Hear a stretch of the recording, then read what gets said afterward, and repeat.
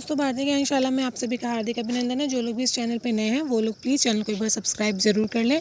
देखिए, आज का जो मेन टॉपिक है वो ये है कि कैसे हम जो नियोजित टीचर हैं उनको राज्यकर्मी बनाएं। उसके लिए क्या हुआ है ना, एक कमेटी ठीक है बनाई गई है। अब देखिए कमेटी क्यों बनी है। बिहार विद्यालय विशिष्ट शिक्षक नियमावली 2023 की खंडिका 4 में इससे संबंधित प्रावधान है। इसके अनुसार वैसे स्थानीय निकाय शिक्षक जो सक्षमता परीक्षा में शामिल नहीं होते हैं या तीसरे प्रयास में भी सक्षमता परीक्षा उत्तीर्ण करने में विफल रहेंगे, उन पर निर्णय लेने को विभाग की समिति सरकार से अनुशंसा करेगी। इसी क्रम में समिति ने अनुशंसा की। ठीक है, अब यह जो समिति बनी है उसका जो मेन रीज़न है कि इन्होंने डिसाइड किया है कि 3 बार आपको एग्ज़ाम देना है और 3 बार में से किसी एक बार आपको पास होना है। अगर आप 3 बार एग्ज़ाम नहीं दे 3 बार में आप पेपर नहीं पास करते हैं तो फिर आपके लिए खतरे की घंटी है। तो अगर मान लीजिए किसी नियोजित टीचर ने 3 बार एग्ज़ाम दिया सक्षमता का और उसका सिलेक्शन नहीं हो पाता है तो फिर उसके एवज़ में जो ये कमेटी है, और अगर कोर्ट के बीच में बातें चलती हैं तो ये कमेटी उसके लिए अनुशंसा करेगी। और आपको पता ही है कि जो इसके अध्यक्ष हैं वो है हमारे के पाठक सर। ठीक है, सरकार का निर्णय होगा अंतिम। समिति की अनुशंसा पर राज्य सरकार को आगे फैसला करना है। खासकर नियोजित शिक्षकों की सेवा समाप्त करने की अनुशंसा पर सरकार का निर्णय ही अंतिम होगा। समिति ने अपनी बात रख दी है, अब सरकार के स्तर पर इसका मंथन होगा। ठीक है, आप देख सकते हैं इन्होंने बोला है कि आखिरी जो निर्णय इसमें कुछ भी इस पर स्पेशल नहीं है। बात मेन चीज़ क्या है, मेन चीज़ ये है कि जो पहला एग्ज़ाम है, देखिए बहुत ध्यान से सुनने की ज़रूरत है।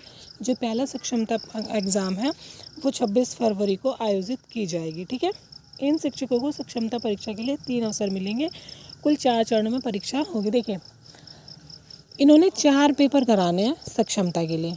ठीक है, रेगुलरिटी में 4 पेपर होंगे और 4 में से आपको जो है किसी भी 3 पेपर में एक बार सेलेक्ट हो जाना है। यानी कि आपको पेपर पास करने के लिए 3 मौके मिलेंगे, बट एग्ज़ाम जो है वो 4 बार होगा। इसलिए कि हो सकता है कि कोई किसी वजह से किसी एक पेपर में ना बैठ पाए, कभी किसी के साथ कुछ भी अनहोनी हो जाए या कुछ भी रीज़न रहे, तो मतलब आपको 3 मौके देने के लिए वो 4 बार एग्ज़ाम करा रही है।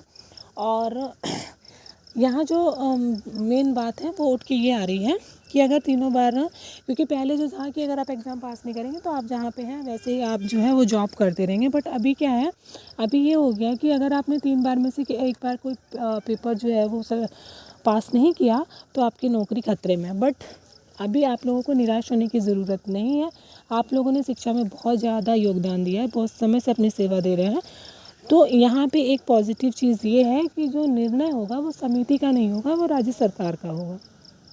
ठीक है, तो अभी तक तो ये है मसला कि जो आखिरी निर्णय है वो राज्य सरकार का होगा। अब राज्य सरकार क्या निर्णय लेगी इस पर कुछ भी कहा नहीं जा सकता है, बट आपको क्या करना है कि आपको 3 बार में से एक बार ज़रूर सेलेक्ट हो जाना है। और अभी आपके पास मौका है, आप इधर उधर की बातों में ना ही फंसे।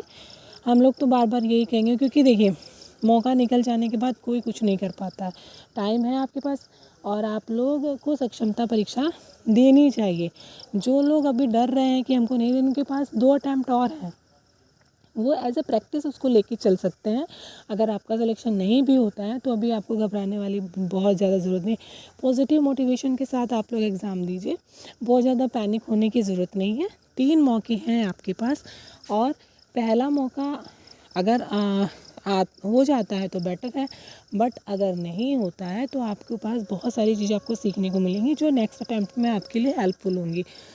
तो आप लोगों से यही आग्रह है कि आप लोग एग्ज़ाम ज़रूर से ज़रूर दीजिए, और जो आप लोगों ने पढ़ा है या जो चीज़ें आपके साथ हैं अभी तक आती रही हैं वो उसी में से आपका एग्ज़ाम होने वाला है। और आपको हर हाल में आपका नंबर भी आने वाला है। रह गई कंप्यूटर वाली प्रॉब्लम, तो वो भी जहाँ आप लोग एग्ज़ाम देने जाते हैं वो लोग आपको हेल्प करते ही हैं। तो जिन्होंने पहले कभी कंप्यूटर पे पेपर नहीं दिया, वो लोग जब आप लोग रूम में जाएंगे तो वहाँ पे जो एग्ज़ामिनर्स होते हैं वो आपकी हेल्प कर देते हैं। उसके लिए भी बहुत ज़्यादा घबराने की जरूरत नहीं है। आप लोग अपना कंसंट्रेट है वो अपने सब्जेक्ट पे रखिए। जो भी आपको सिलेबस दिया गया है उसको लगातार पढ़ते रहिए। टाइम बहुत ज़्यादा नहीं बचा है आपके पास, और पॉजिटिव रहिए। अगर 3 चांस है तो बहुत ज़्यादा पॉजिटिव रहिए, क्योंकि अगर एक चांस में आपका नहीं भी होता है तो अगला चांस आपके पास सेफ़ है, अगले 2 चांस सेफ़ है। तो डू नॉट टू वरी, आप लोग को चिंता की बिल्कुल ज़रूरत नहीं है। वीडियो अच्छी लगी हो तो लाइक शेयर ज़रूर करिएगा। और हाँ, सब लोग जितने भी नियोजित टीचर हैं वो सब लोग फॉर्म भरिए, सब लोग एग्ज़ाम दीजिए। ठीक है, तो मिलते हैं किसी नेक्स्ट टॉपिक के साथ। अब तक के लिए कीप वॉचिंग। Thank you.